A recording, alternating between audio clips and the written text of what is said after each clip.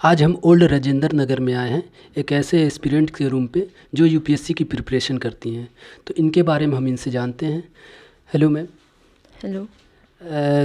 आप अपने बारे में कुछ बताइए, आप कहाँ से हैं और कब यहाँ पे आई हैं? मेरा नाम सोनम ड्रोइमा है और मैं अरुणाचल प्रदेश से हूँ और मैं यहाँ यूपीएससी प्रिपरेशन के लिए मार्च से आई हूँ यहाँ पे। आप यहाँ पे कोई कोचिंग ज्वाइन की हैं या सेल्फ स्टडी कर रही हैं यहाँ पे? हाँ, मैंने कोचिंग ज्वाइन की है विजन आईएएस में। अच्छा, तो यहाँ पे आप जो प्रिपरेशन कर रही हैं, आपको कैसा लग रहा है कि ये प्रिपरेशन और जो कोचिंग का है वो सही दिशा में है? हाँ, कोचिंग से तो बहुत हेल्प मिल रही है, मतलब टीचर लोग सब गाइड कर रहे हैं, हमें मेंटर मिल रहा है और डेली कोचिंग की तरफ से डेली असाइनमेंट मिलता है और टेस्ट मिलता है जो वीकली चलता है हम लोगों का, तो उसके हिसाब से पढ़ के चल रही हूँ। और आपको तैयारी के टाइम जैसे कि यहाँ पे फुल इन्फॉर्मेशन लेके आई थी या आपको आने के बाद यहाँ पे ये सारी चीज़ें की जानकारी हुई आपको?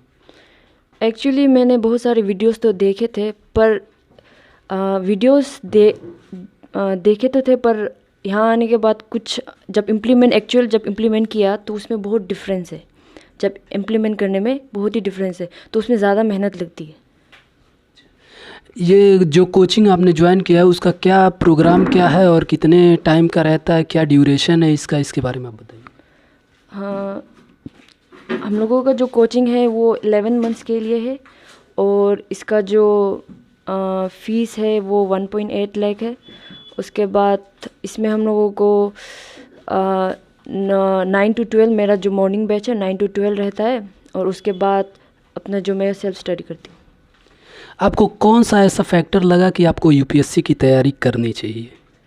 हाँ, एक्चुअली मेरा स्कूल में एक ऐसा इंसिडेंट हुआ था जिसमें मैंने 11-12 अपने गवर्नमेंट स्कूल से की है, तो उसमें हमारे वहाँ पे एक आईएएस आई थी जिसका नाम था डॉक्टर सोनल स्वरूप मैम। तो जब वो आई थी तो हमारे स्कूल में बहुत इम्प्रूवमेंट हुआ था उसके आने की वजह से, तो उसी से मुझे वहीं से मैं इंस्पायर हुई कि हाँ, ये इस प्लेटफॉर्म में आके मैं बहुत कुछ कर सकती हूँ आगे सोशल सर्विस, तो उसी से मैं वही मैं मेरी इंस्पिरेशन है। यहाँ पे जो लिविंग का है, जैसे कि एक गर्ल्स के तौर पे मोस्टली आप देखेंगे कि जो प्रिपरेशन में या किसी और प्रोफेशनल कोर्सेज़ में बहुत कम रहती हैं, जो गर्ल्स का फीमेल का रेशियो बहुत कम रहता है। तो उसमें जैसे एक रहता है कि सिक्योरिटी का प्रॉब्लम रहता है, क्या इस तरीके का यहाँ पे आपको ऐसा फील हुआ कहीं? हाँ, मुझे तो ऐसा कुछ अभी तक ऐसा कुछ फील नहीं हुआ यहाँ पे तो ओवरऑल तो बहुत सेफ़ है लड़कियों के लिए। अगर कोई नई लड़कियां या कोई नए एस्पिरेंट्स यहाँ पे आना चाहें मुकुल राजेंद्र नगर में प्रिपरेशन के लिए, तो उनके लिए क्या मैसेज आप देना चाहेंगी? हाँ, अगर यहाँ पे जो भी आना चाहते हैं तो मैं उन लोगों को ये मैसेज देना चाहूँगी कि यहाँ आने से पहले मतलब ये एग्ज़ाम के बारे में पूरी अच्छी तरह से जान ले, सिलेबस को अच्छे से पढ़ ले और एनसीईआरटी को कम से कम 3-4 बार तो पढ़ ले। और आपका जो स्ट्रेटजी है यूपीएससी का प्रिपरेशन करने का, उसके बारे में आप कुछ बताइए। मेरा तो स्ट्रेटजी यही अभी तो मैं क्लासेस ले रही हूँ, तो मैं क्लासेस के ये नोट्स पढ़ रही हूँ और जो टेस्ट है वही टेस्ट दे रही हूँ और असाइनमेंट जो आंसर राइटिंग जो डेली आंसर राइटिंग होता है वो वही कर रही हूँ। और उसके साथ साथ जो रेफरेंस बुक है जो हम लोग जो कोचिंग वाले टीचर जो सजेस्ट करते हैं वही कर रही हूँ। कोचिंग में जो पढ़ाया जाता है, क्या आपको लगता है कि वो बेनिफिशियल लग रहा है आपको और आपके जो स्टडी प्लान है जो आपका उससे रिलेटेड है और आपको अच्छा लग रहा है, ऐसा मतलब कि तैयारी करने के बाद लग रहा है कि हाँ हम कर रहे हैं इसको? हाँ, कोचिंग से तो बहुत हेल्प मिल रही है। हाँ, पर वही है कि अगर आप कंसिस्टेंट नहीं हो तो आपका शेड्यूल सब बिगड़ जाता है और नहीं हो पाता उसी जिस डायरेक्शन आप करना चाहते हो। अगर यहाँ पे जैसे तैयारी करते टाइम बहुत सारे बच्चे जो एस्पिरेंट्स जो यूपीएससी की प्रिपरेशन करते हैं, ऐसा लगता है कभी कभी उनके मन में जैसे हेजिटेशन टाइप का मेंटली प्रेशर आने लगता है, कभी कभी फैमिली प्रेशर आने लगता है। क्या इस तरीके का जब प्रेशर आता है तो उसको मैनेज कैसे या हैंडल कैसे करती हैं? मेरा तो ये है कि मैं अपने बहन से बात कर लेती हूँ, तो उसी से मुझे बहुत मोटिवेशन मिलता है और मैं अपने पेरेंट्स से बात कर लेती हूँ। और सबका ऐसा है, सबको यहाँ पे अप्स एंड डाउन्स तो मिलता है। मतलब यहाँ पे जब पढ़ाई अच्छे से नहीं चलती तो छोटा से छोटा प्रॉब्लम में हम लोग बहुत बड़ी लगने, जब पढ़ाई पढ़ाई सही से चल रही होती है तो सब फिर ठीक लगता है। अगर पढ़ाई अच्छे से नहीं चल रही है तो छोटा से छोटा प्रॉब्लम भी हम लोग को उस चीज़ से बहुत प्रॉब्लम होने शुरू हो जाती है। जैसे आपने बताया कि आप अरुणाचल प्रदेश से हैं, और दिल्ली का और वहाँ के एटमॉस्फेयर में क्या डिफरेंट आपको लगता है यहाँ पे? यहाँ पे बहुत बहुत ज़्यादा कंपटीशन है वहाँ के कंपेयर में, और रिसोर्स ये सब भी जितना यहाँ अवेलेबल है वहाँ पे नहीं है।